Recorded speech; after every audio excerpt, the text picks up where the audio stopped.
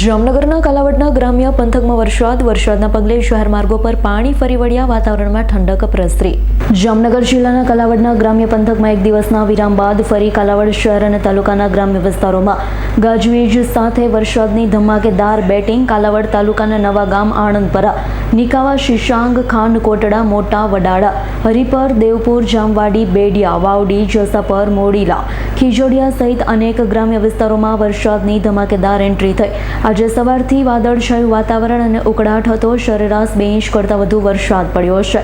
વરસાદી પાણી જાહેર માર્ગોમાં ફરી વળ્યા. ખેડૂતોને ખેતરોમાં વાવણી ઉપર વરસાદ પડતા ધરતીપુત્રોમાં ખુશી જોવા મળી છે. સતત વરસાદ પડતા વાતાવરણમાં ઠંડક પ્રસરી, લોકોને ગરમીમાંથી રાહત મળી છે.